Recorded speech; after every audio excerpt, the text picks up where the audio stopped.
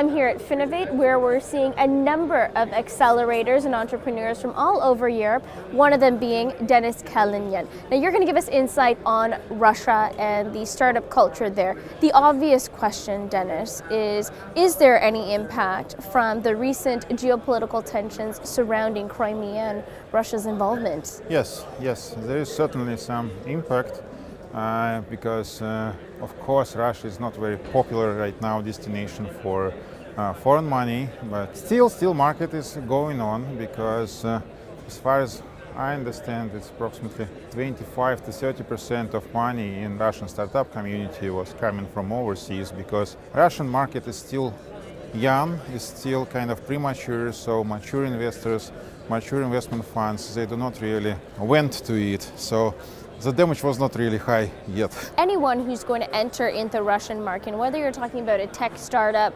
or something that really hinges closely on the currency, would realize doing business in Russia is rough and tumble to begin with, right? So they expect like instability, right? So what's happening now is just more of the same. It wasn't different before. Everyone who came to Russia before would never expect it to be a stable and some kind of developed economy to run to. This is what has happened, but I would believe that there are no kind of unexperienced people coming to those places. And like into many emerging markets, look at the people going to Brazil, to India, to Philippines, to a lot of developing countries.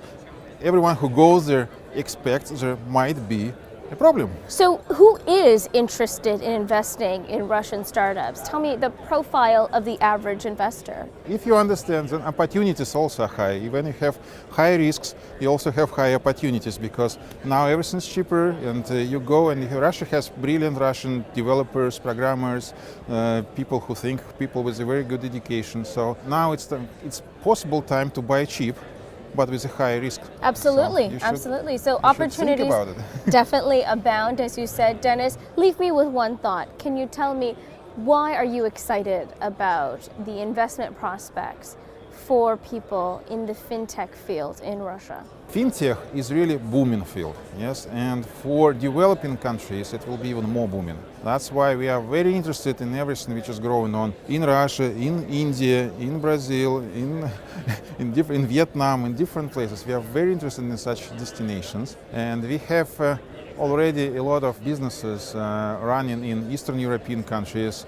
That's because of our experience. We understand what's going on there. We can estimate, we can calculate our risks, we can decide on it. And we kind of lived in this, yes? We live in this, we know what might happen. So this is what we try to actually use. This is our competitive advantage to developed Western markets and developed markets, that we in Russia understand how everything's going on, how everything might change in one day, and what should we do actually to cover such risks. That's why we are ready to go overseas, we are ready to look at different opportunities. Denis Kalinin, thank you so much for joining me today. Thank you very much.